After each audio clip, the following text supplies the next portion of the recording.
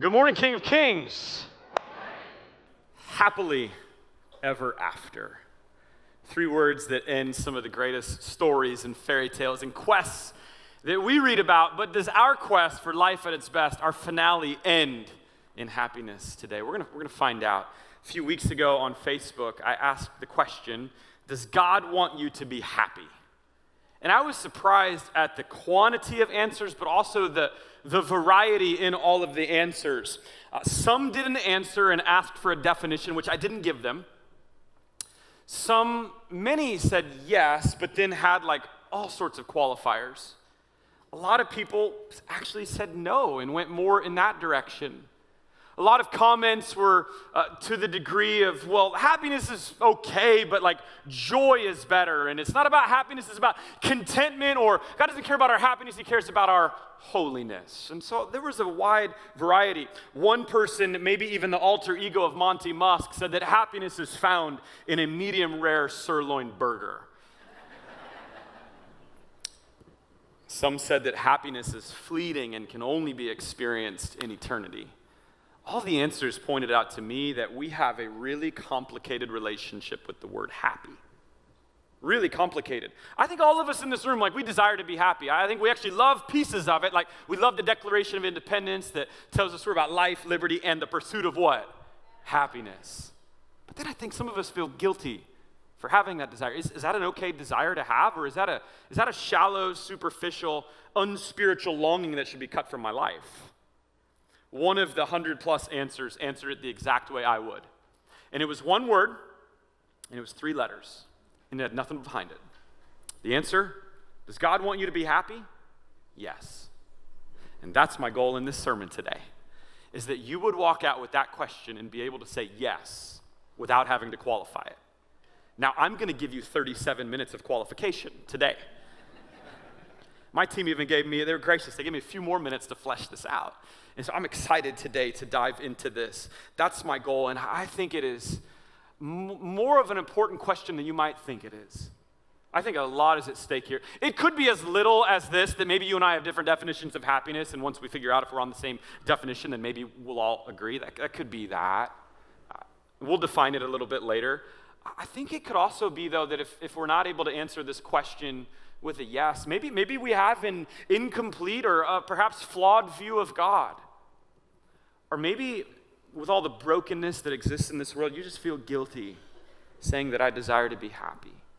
And I don't want to trivialize all the suffering. We'll talk about where that fits in the scope of this grand word. But here's what I think is really at stake. Even if we come together on the definition of happiness, like what's really at stake, I think, is our individual and collective witness. If we're not able to answer the question with a yes, I think it's a really confusing message that we're going to give to the rest of the world. Hey, come and believe and follow Jesus. Does God want me to be happy? Well, not really. So I would assume if I'm on the outside that he would want the opposite. Does God want me sad? I don't think we would go there. I think it's a really confusing witness if we don't know how to answer this question. And so I think it's a hugely important question for us. So I'm glad you're here. You're in finale week of the quest for life at its best. We've been looking at John 10:10b, where Jesus says, I've come that you may have life and have it to the fullest, abundantly. But in my life and in your lives and out there, words I'm hearing more in the last couple of years outside of fullness and joy and abundance and happy, words I hear and words I say more so are empty, exhausted, lonely, burnt out. This is one I hear all the time now. Anxious, afraid. It's like that doesn't feel like full and abundant life. And so this is the quest we're on, is if we're not experiencing or feeling or better, living that out, how do we get there? And so today what I want to do is I want to close up our series, and we're gonna look at the story of Joshua and in this Old Testament leader we've been looking at the 5 weeks. And so I'm going to give you closure in his story, because I know some of you are like, I need closure there. You'll get it today. But then I want to bust what I think are 5 happiness myths that we may think, say, or believe. And so we're going to return to our map one last time. This is our map for the quest we've been on. It's an acronym, iPath, and each of the words is important: invitation, preparation, action, trust, and today, happiness. If you've missed the first four, you're joining us for the first time, like, welcome. We are glad you're here, but like, we've done a lot of the hard work already. We're just here to celebrate today. And so if you missed the first four, like, production does a great job of making videos available on website, on YouTube. I like to listen on Apple Podcasts, so you can go and binge this journey this week. It's a good quest to binge. But today, I think we're ready to celebrate, because I think we should celebrate. I think you should feel fulfilled and joyful and happy when you accomplish something, when you make it to the end. In fact, psychology taught for decades that the highest level of fulfillment you can have in this world, the highest level of joy that you can have in this world is when you self-actualize. It's Maslow's hierarchy of needs, and there's a pyramid. You'll see on the top of that pyramid the word self-actualization. And what it means is when you achieve your potential. Psychology was teaching for a while that nothing is more fulfilling than that. It's why runners run marathons and authors write books. It's why parents are throwing graduation parties for their kids this weekend. On a smaller scale, it's why we love to set goals and resolutions in the new year, because we like working towards something and accomplishing something. And when we have accomplished it, like, there's great joy and happiness. We see that in the story of Joshua, right? I bet there was great happiness and great joy after the walls came crashing down of Jericho, and they finally, for the first time, inhabited a land that God promised to give them 500 years earlier. I can imagine the campfire stories that night when the city was there, when they talk about the ridiculous plan of God and how it came to fruition. I can imagine the party and the dancing and the chatter. How happy a day this must have been for them. But Jericho was the first, not the last land that they would overtake. And in fact, what we see in his story and in the Israelites is just iPath happening all over again and again and again and again. That God would continue to invite them to take more land. He would ask them to prepare and get ready. Then he would ask them to act. And when they're acting, even if things didn't match what God had said, or if the manner in which God was telling them to act was like crazy ridiculous, they would trust and lean in and be faithful, and they would see God work through them and experience happiness as they would take more and more and more land. It's not a one-time accomplishment and that's it, and I'll have the best life the rest of my life. No, it's a continual walking in the invitation of God and trusting in him, and he'll do what he does. And so if you were to read through in Joshua, the next chapters, you would see battle after battle after battle. One of my favorites in Joshua 10, 4 chapters after where we were last week, and it says that the enemy territories, like, they were getting afraid of how God was showing off. And so 5 of the enemy territories banded together to take out the lowly Israelite army with Fitbits and trumpets. Took five nations coming together. How are we gonna beat these guys? And so God came to Joshua and he said, Joshua, they're banding together, and so here's how we're gonna overtake them. We're gonna do a sneak attack in the night. And so Joshua and the Israelites, they did a sneak attack, and sure enough, that night, the enemy territories, all 5 of them, they were confused and they were fleeing. And as they were fleeing, God sent huge hailstorms to destroy them on the way out. Look at Joshua 10:11. It says, more of them died from the hail than were killed by the swords of the Israelites. This is God doing it, right? It's crazy. And so as they're fleeing and as the battle is going on, Joshua's realizing, like, we're close to taking the enemy out. But then the next day comes and it's almost nighttime. And I don't know, did you ever play Mortal Kombat? I did. It was my generation. And so Mortal Kombat, you take on an opponent and they would start with like 100 power and you'd get them down to like 10, and all you need is like one more knockout punch and it would say, finish him. And I think Joshua had the Mortal Kombat. God, I'm ready to finish them. And so he prayed a ridiculous prayer. God, they're fleeing. We almost got them. Could you just make the sun stand still? Small thing. Verse 13, the sun stopped in the middle of the sky and delayed going down about a full day. There's never been a day like it before or since. A day when the Lord listened to a human being. Surely the Lord was fighting for Israel. Can you imagine the campfire the next night when the sun actually went down? You remember that? That was so cool.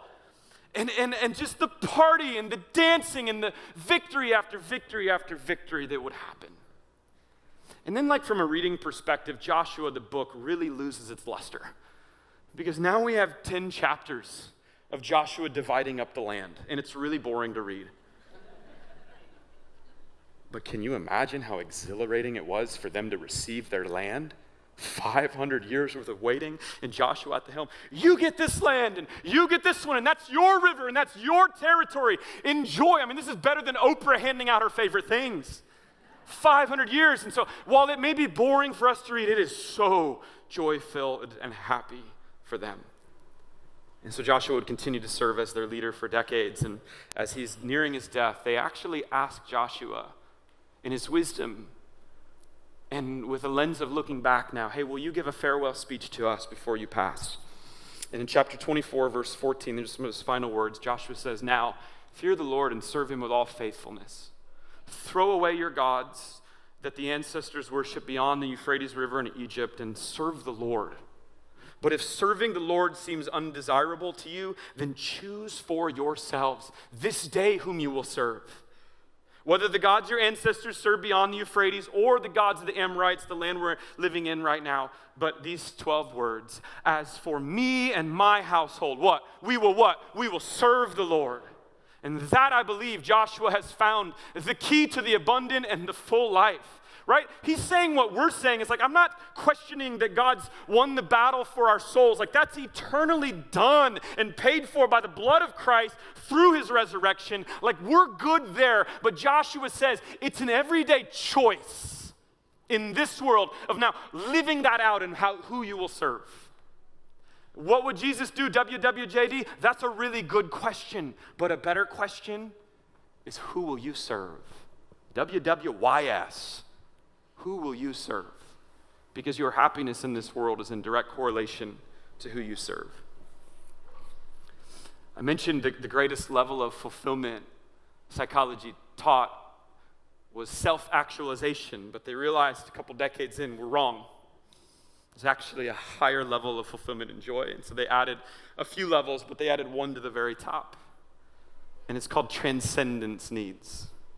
And what it means is when you who have achieved your highest potential actually serve and help someone achieve theirs, psychology teaches there's nothing more fulfilling and rewarding. It's what Joshua was saying. It's what Jesus would live out. My food is to do the will of the Father, the one who sent me. I didn't come to be served, but to serve. And so who will you serve? Our happiness is in who we serve. And it's not just about serving God once, but it's about doing it over and over and over and over and over again until we see this God in all of his glory. So who are you serving? Choose today.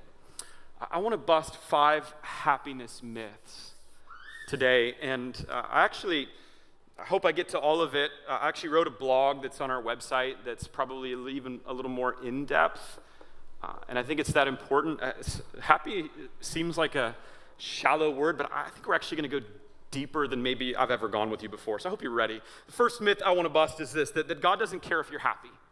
It's a big one, right? So I want you to forget all the definitions and everything you've ever heard about happiness, and I want you to, knowing who God is and who Jesus is, like, does Jesus want you to be happy?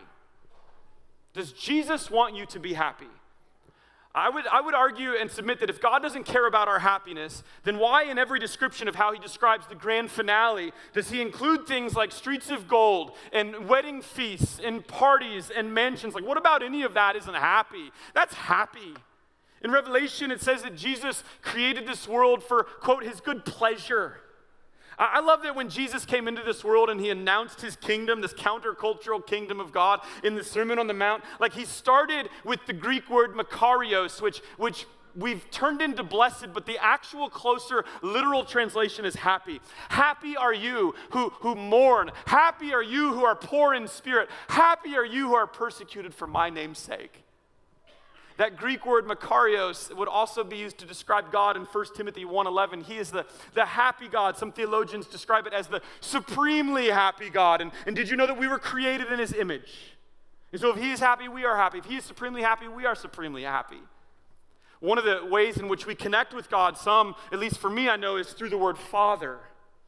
Like I'm a father, and so in preparation of this message, someone asked me, well, do you want your kids to be happy? And that's not like a hypothetical question for me. I've got 2 kids, and so I put my kids' names in there. If you got kids, mom, dad, put your kids' names in there. So for me, it's, do I want Nathan and Brady to be happy?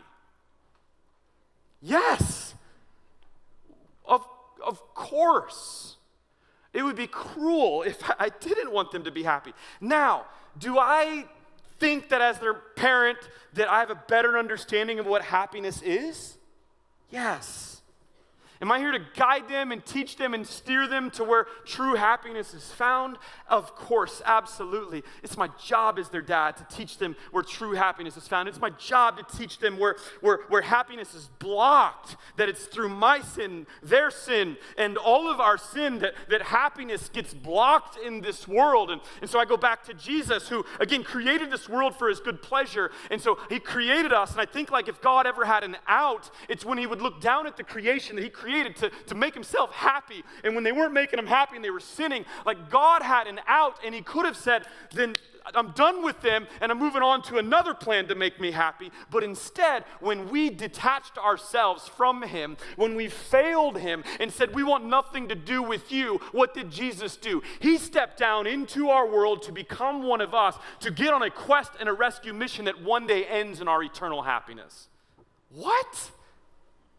He is that committed to your happiness.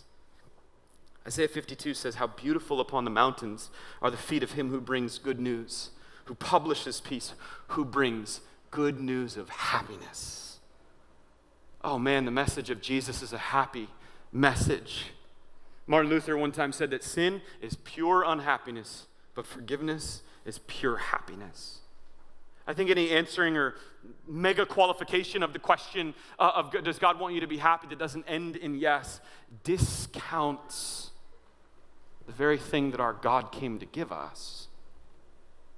The theologian A.W. Tozer said, the people of God, and I would submit to you, let's get more personal.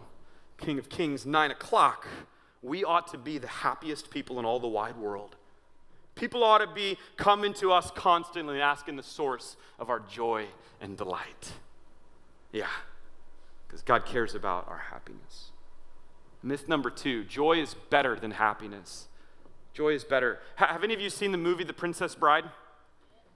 It's been a little while since I've seen it, but in that movie, the Sicilian mastermind, Vizzini, he repeatedly used the word inconceivable to describe event after event after event that actually took place. So then someone said to him, that word inconceivable, they said, you keep using that word. I don't think it means what you think it means.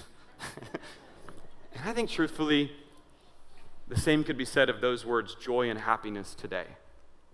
So many comments I received were, God's more passionate about your joy than your happiness. Joy is deeper. Joy is a richer fruit of God.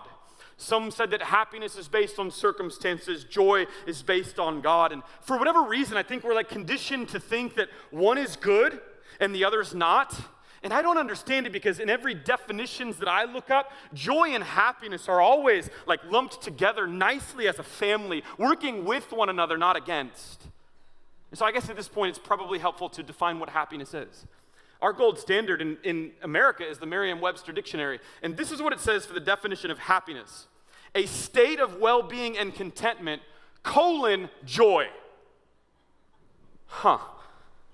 Here's the definition of joy. The emotion evoked by well-being, success, or good fortune, or a state of happiness. I think, though, we're almost flipped of Merriam-Webster. I relate more to their definition of happiness being joy and joy being happiness. Like we're taught in Christian circles that happiness is an emotion, but they're saying joy is an emotion, and that joy is a state of well-being, but they're saying happiness is that. But this is where Merriam-Webster, who cares what Merriam-Webster says, right? What does the Bible say? What does the Bible say? And you may not know this, but The Bible is written in Greek and Hebrew, and there are these things called lexicons that are like dictionaries that list out all the Greek and Hebrew words and all their meanings, the context, the root word that it came from. And so as you look into the Hebrew and Greek lexicons, here's what you see. Words like joy, glad, merry, delighted, pleasure, and happiness lumped together. John Piper says, if you have nice little categories for joy is what Christians have, and happiness is what the world has, he says you can scrap those when you go to the Bible. Because the Bible is indiscriminate in its uses of the language of happiness and joy and contentment and satisfaction. Randy Alcorn, another pastor, says, the notion that we can have joy without happiness has perverted the meaning of both words and helped spawn a culture of Christian curmudgeons. Feeling superior, they may affirm that they have the joy of Jesus deep in their hearts, but apparently, he says, it's so deep it never makes its way to their faces. Ouch, Randy. But can I test you? I think culture is important. We sang the joy of the Lord. It was a new song, and so I'll give you didn't know the song yet, and so you were learning the song. We're going to reprise that at the end today, and I just want to tell you that as you're singing about the joy in the house of the Lord, when you look like this, it's confusing. Got the joy, joy, joy, joy down in my heart. Where? Down in my heart. Where? And I get it. There's times when this world's hard and that joy is all the way down there. I'm not forcing you to smile. Be happy because everything is good. That would be a lie.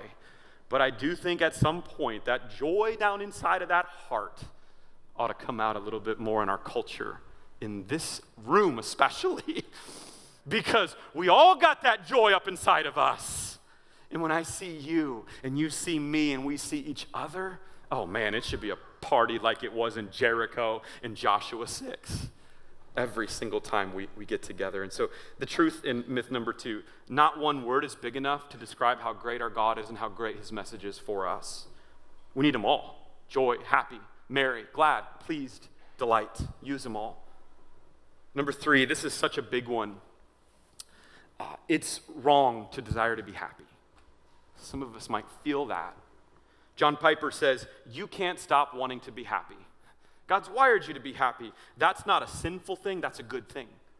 And I was listening to a message he gave. He would go on to quote C.S. Lewis, right? This theologian that lived in England in the early 1900s. And like, if anyone is loved as a theologian, it's C.S. Lewis. We love C.S.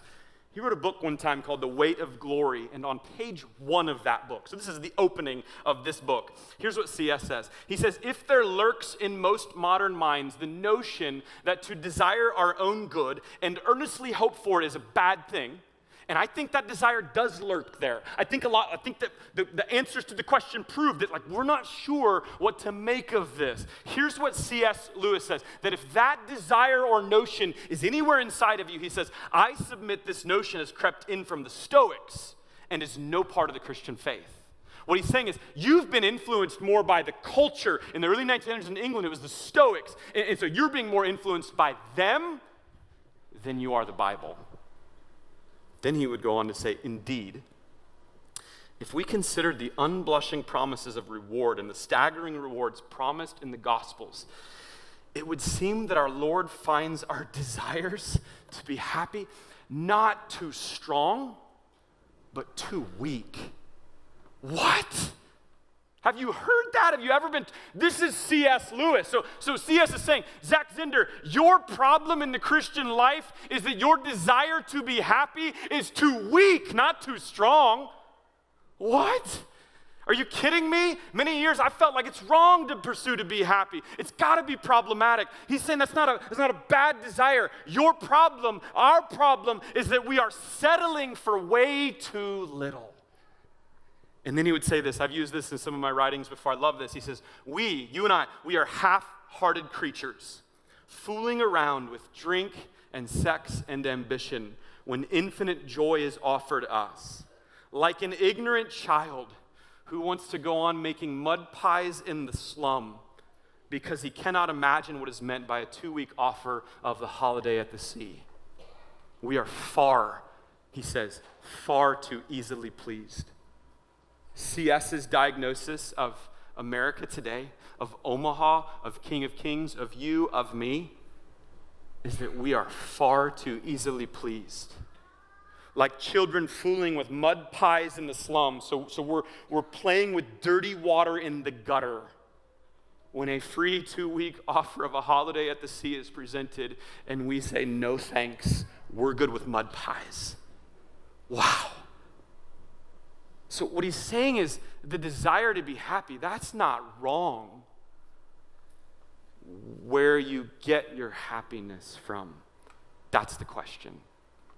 John Calvin would say, while all men seek after happiness, scarcely 1 in 100 looks for it from God. And so Jesus says, I've got it. It's in me. You can have it.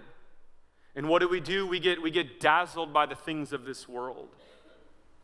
And we don't seek true happiness. And so it eludes us as we look more to the created things than the Creator. Another ultra theologian, Thomas Aquinas, was once asked, like, in this world, what would it take to satisfy our desire to be happy? And here's his answer: everything. He says you would have to experience everything and everybody and be experienced by everything and everybody to feel satisfied. You'd have to eat at every restaurant, travel to every country, every city, every exotic locale, experience every natural wonder, make love to every partner you could possibly desire, win every award, climb to the top of every field, own every item in the world. We would have to experience it all to ever feel satisfied. Just as it's not wrong to love, but it can be wrong what you choose to love or how you choose to love. Here's the message: like, don't suppress your desire to be happy. Don't feel guilty that you have that desire. We were created this way. The key, though, is where do you find your happiness? Is it in and through the good news of Jesus that unlocks happiness that one day we'll see in all its glory, but now we can see in part? So I want to go on record and say, like, I don't desire for you to have a selfish or superficial kind of happiness. There is a, quote, happiness that this world seeks after that can look similar or maybe feel right or temporarily give us all the right feels, but will leave us in a place of despair. Any ultimate happiness that is not found in God is a superficial kind of happiness, and too many of us have fallen for it. But here's my point. Just because there's a wrong kind of happiness doesn't mean it's something we should throw out. I love Randy Alcorn, another quote that says, is there selfish and superficial happiness? Sure. There's also selfish and superficial love, peace, loyalty, and trust. But we don't villainize those virtues because they're sometimes misguided. Likewise, we shouldn't throw out Christ-centered and God-honoring happiness with the bathwater of self-centered happiness. Love it. It's not wrong to have that desire. It's wrong when we are far too easily pleased and look to created things more than the Creator. How about this one, number 4? You and I, we can't be happy with all the brokenness that exists in this world. Like, I want to be sensitive. Like, if you're going through great suffering right now, the message of be happy, don't worry, be happy. Like, God wants you happy. That can feel maybe insensitive, and I don't want this message, but far more important, like your view and your picture of God, that he is ever like insensitive or indifferent to the suffering that you have in this world. This is not a message of like if you're feeling any suffering or like you're sad at all that something's wrong with you and you need to take care of yourself. Like, if anything, we have a God who knows what it is to suffer. Isaiah 63 says, in all their affliction, he was afflicted. And the angel of his presence saved them. In his love and in his pity, he redeemed them. He lifted them up and carried them all the days of the old. Isaiah is telling us that God moves toward the afflicted. He moves toward the brokenhearted. If anyone knows suffering, it is our God. Even Jesus would say, like, you're not exempt. Like, happiness does not exempt you from suffering. In fact, Jesus would say, in this world, you will have trouble, but take heart. I've overcome the world. So it's not a matter of, like, avoiding all suffering. Even in this quest, guys, our theme verse, John 10:10b, I've come that you may have life and life to the full. There's an enemy lurking in 10:10a. His name is Satan, and he tries to steal, kill, and destroy us so we never get life and life to the fullest. He wants us to every day choose him more than we choose God.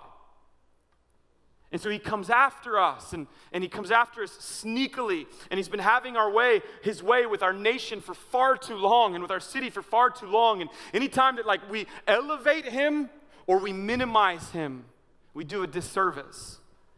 I talked last week that the devil most sneakily comes to try to get us to mistrust God. to think that God is holding out on us. And so as we start thinking those things, then he'll light up something and it'll dazzle us in this world. And anytime we see anything dazzling, whether it's a good thing or bad thing, that ultimately replaces God, it becomes an idol in our life. And when Satan has an idol in your life, that presents a stronghold and a foothold. And so when individually or collectively, when we pursue and turn to work or sports or leisure or shopping or sex or entertainment or our kids' sports as our ultimate source of happiness, then happiness will elude us, because these things are mud pies in God's economy. And when we get dazzled by mud pies more than Jesus, we turn into this really confusing representation of who Jesus is. And that's why non-believers use words like judgmental, hypocritical, anti-homosexual, too political, out of touch, and boring. Boring. You're boring to describe us. And that's sad. We've quoted some stats in this series along the lines of burnout and exhaustion and anxiety and loneliness. And I wanted to remind you that while those things are real, they are not what God intends. Those are actually weapons of the enemy, and God hates those things. I'm not saying that if you face them or you experience them that you are evil. They're real weapons the enemy throws. And there are times that through my own idolatry or my indifference or apathy to Jesus, me focusing more on mud pies than him, there are times when I bring idols into my life on my own. There are other times when your sin or the sins of others might force these words on you. There can also be, though, times when you are serving God wholeheartedly with all your heart, and you think that the more you're doing that, the less you'll experience those words. But actually, the devil works more when you turn closer to God. The moment you turn from spectator into participant, you should expect the enemy to throw weapons at you. It's what he does. And that's why Jesus introduces kingdom. Happy are you who mourn. Happy are you who are persecuted for my name's sake. Not because we're going to avoid these things, but because we know that as difficult as those things are, comparatively to Jesus, they pale. That's why Paul would write words that can seem insensitive to what you're going through, but when you compare it to what is waiting, makes sense. Words like Romans 8:18, that our present sufferings are not worth comparing with the glory that one day will be revealed in us. Words like 2 Corinthians 4:17, our light and momentary troubles are achieving for us an eternal glory that far outweighs them all. I don't think what Paul is saying is that your troubles are light and momentary. I think sometimes they feel very heavy and permanent. But what he's saying is when you look at it in light of how good God is, they are light and momentary. So again, I'm not denying any of these. I'm not saying it's easy. I'm not saying you have to force a smile to your face if you're going through hell on earth. But what I am saying is that happiness is a choice. Choose for yourselves this day. We can still choose to be happy even if the world throws the worst at us. I find it amazing that the book known for happiness in the Bible, for joy, is this 4-chapter book called Philippians, where Paul is writing it. And when Paul is writing it, the context of him writing is as he's persecuted, being thrown into prison, rejoice. And again, I say rejoice. What? That's crazy. What do you do with a guy like that? Lock him up? It's crazy. He writes joy-filled stuff when he's locked up. Take that, enemy. You suck. Lock me up, I'll just write more. Talk about the joy. And you know who Paul learned joy from? Jesus. Some theologians describe Jesus as the happiest man to ever live. That's what Psalm 45:7, it describes him with an anointing of an oil of gladness over him. But also Isaiah 53 says he was a man of sorrows. How can a man that was sorrowful have an oil of gladness over him? This man took the worst of this world, all the sin, all the brokenness, all the idolatry, all the bad middle words the enemy wants to bring, and he took him to the cross and he crucified him. so that we could be happy. Amidst brokenness and suffering, that we could cling to something deeper. So my final myth today is that you and I, we can't be happy. I can't be happy in the things of this world. Like with all the talk of like to be most happy by God and not in created things. Like what is our relationship to the things of this world? I think that God places things and people and places in our lives to bless us, to make us happy, to bring pleasure to us. I think that's why he showed off in creation. Like it's stunning sometimes to see what God does. And again, the slippery slope is that nothing and no one should ever take the one place that's designed for God. But if we are serving God and keeping him number one over and over, walking in the invitation and trusting and seeing God come through, then I think all of these things that he gives us in this world are meant for our good pleasure. Some comments will say, well, we should seek the giver, not the gifts. And there's some truth behind it, but it's also misleading. In fact, my favorite person in the world, my wife, Allison, I love her. And so if I said, Allison, I love you, therefore I will not love the meals that you cook for me. I will not love the presents that you give me or the vacation that you blessed me with. Would that make any sense? No. No, not at all. If I love the meals and the gifts and the vacations more than her, then clearly that's a disordered love. But by loving those things, I'm honoring her.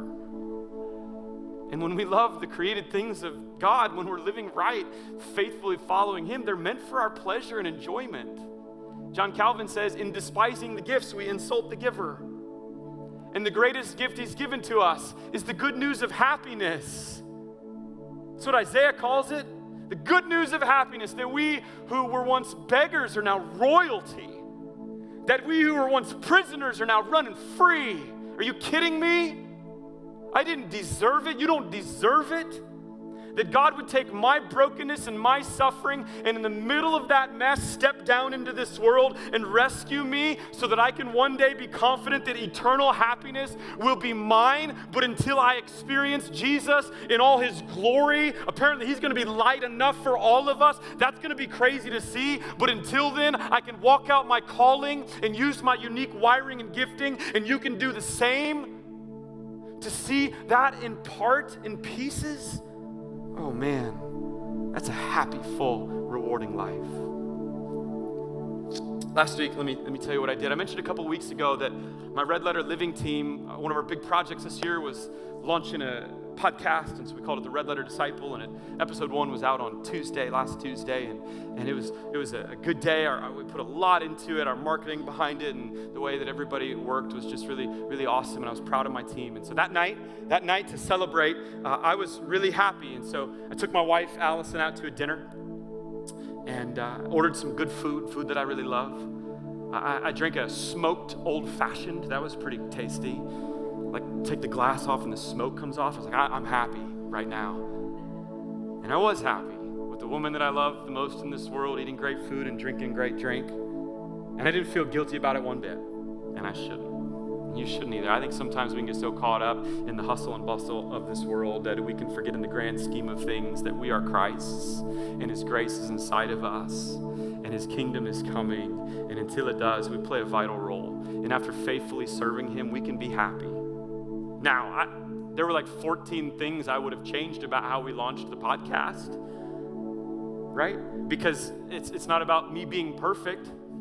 It's about me bringing my sword to show up and God bringing the hail. It's going to do better than my sword.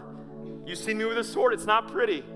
I don't care because God can bring hail and destroy all my enemies. I don't even know why I'm using this metaphor because I don't want anyone to be killed by hail from God. But you get what I'm saying. That when you faithfully serve Jesus, even when it's not perfect, when it's not pretty, when it's messy, it's just really, really fulfilling and really rewarding and makes you really happy. And so every week I give you homework, and this is your homework this week. I'm giving you permission as one of your pastors to do something that makes you happy this week. That's pretty good homework, right? Enjoy this world a little bit more than maybe you are. And so maybe you'll go the route of psychology and you'll self-actualize and you'll accomplish something of great worth. Or maybe it's too big, so you're just taking a step this week, and that should be rewarding and fulfilling for you. Maybe you'll go to the transcendence and you'll see that actually, wow, when I serve someone, that is so rewarding and so fulfilling. Maybe for some of you, it's like I should actually take my spouse on a date this week and enjoy my spouse this week. Maybe for you, it's I'll go play golf this week. Could be that golf is like the most depressing thing for you, and like your happy thing is not playing golf, and that's okay too. That's okay. Maybe you'll read a book that you've been meaning to read, or dance. Maybe you'll watch the sunrise or sunset. You know, we have really great sunsets in Nebraska. We don't have much, but we have great sunsets. My cousin's moving from Michigan here to Omaha in a couple of weeks, and everyone in Michigan's like, Nebraska? Why Nebraska? So as they were here moving a couple of weeks ago, or thinking of buying a house, he said, what should I tell him? I said, dude, the sunsets are sick, man. They're awesome. And I thought, man, I really sound old right now. Talking about sunsets. Come on, Zach. It's terrible. But I don't know, enjoy a sunset. Buy a gift for someone you love. Do something that makes you happy. Because at the end of the day, all the hard questions have been answered by this Jesus. And it's a rewarding, fulfilling life to just follow him until he comes.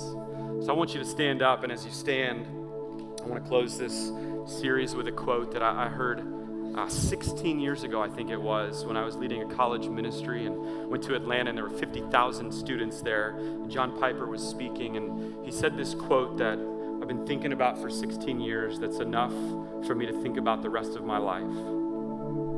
That God is most glorified when I am most satisfied in him. God would get all the glory, but I can be satisfied in him. That's what I want. And so Jesus, we thank you for your message, your good news of happiness. God, we know there's a lot of suffering in this world, and we don't discount that, we don't trivialize that, but we thank you that in comparison to what you have waiting for us, it may not feel light and momentary now, but it will be light and momentary. And so those of us who are suffering right now, God, strengthen us, preserve us. And God, I pray that this church right here, that King of Kings, that we can be the happiest people in the whole wide world. That when people see us, they ask us, what is that joy and that happiness that's bursting up inside of you? And we can say, it is Jesus. It's Jesus. It's Jesus. There's no one like you. And I pray that as I am satisfied in you, and I and we find our place in you in this world, which, God, we admit can be confusing, but as we find that you would get all the glory. For you and you alone are worth it. Amen? So I got a question before we sing this last song. Does God want you to be happy? Decent. Come on, does God want you to be happy? Yeah. Does God want you to be happy? Come on, is there joy in the house of the Lord today? If there's joy, if God has done anything in you, come on, let's praise God in this place. Let's let that thing that's deep down in there out, and let's express our joy to this God who is worthy. Come on, there's joy in the house of the